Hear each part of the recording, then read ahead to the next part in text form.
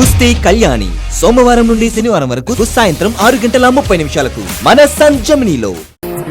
దూరాల ముళ్ళు తెంచేదెలా, జ్ఞాపకాలు మరిచేదెలా, కోపాల కిందే దాచాను బాధ, పై పైన సాగిపోయే అలా లోతెంతో చూడు నా లోపల, కన్నీరు నిండే గుండెమో ఎండే, కౌగిళ్ళలో చిక్కుకున్న రెక్కల్నే వేరు చేశానులే, వేదాలపై నవ్వేతలుంచి పోతుంటే చూస్తుండిపోయానులే.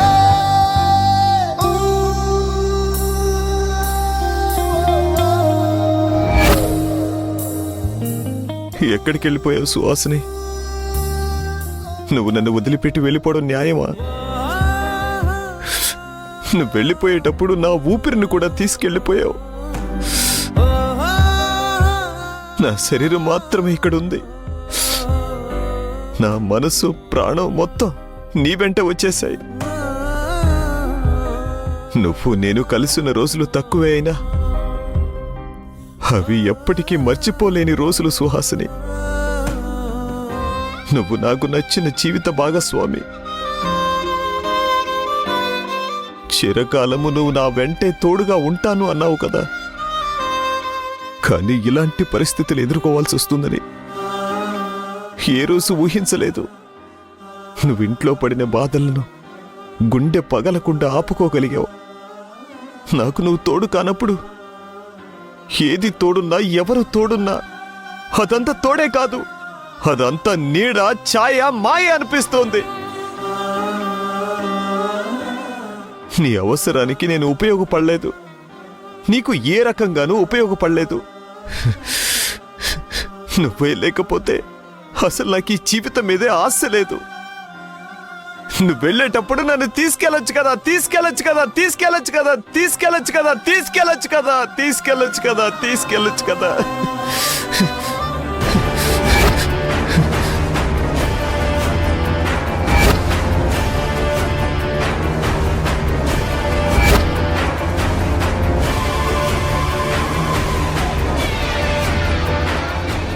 నా ప్రియమైన భర్తకు నీ సుహాసిని చెప్పుకోలేక రాసిన ప్రేమ విషయం ఏంటంటే, ఈ జన్మకు నాకు నువ్వు తక్కువ సమయంలో కూడా చాలా ఎక్కువ ఇచ్చావు. ఈ సమాజంలో నాకంటూ ఒక భర్త ఉన్నాడు, నాకంటూ ఒక కూతురు ఉంది. అందుకు కారణం నువ్వు రాఘవా.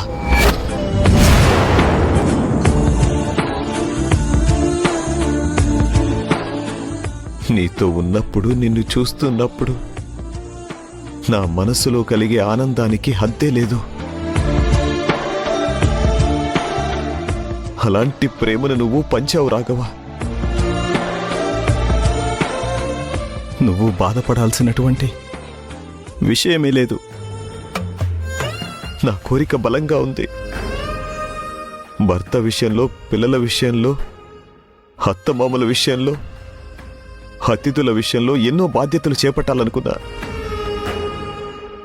కానీ ఆ భగవంతుడు తొందరగానే నన్ను తన దగ్గరికి తీసుకుపోవడానికి నాకంటూ ఒక ఆహ్వానం పలికాడు.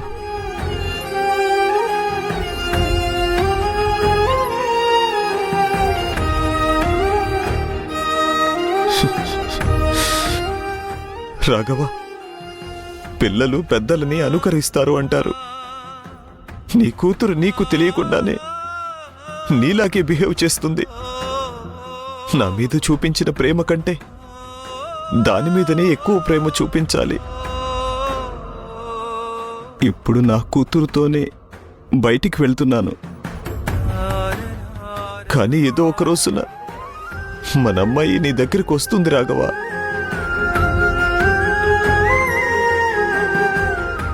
మన కూతురు నీ దగ్గరికి వచ్చిందంటే నేను లేనని అర్థం.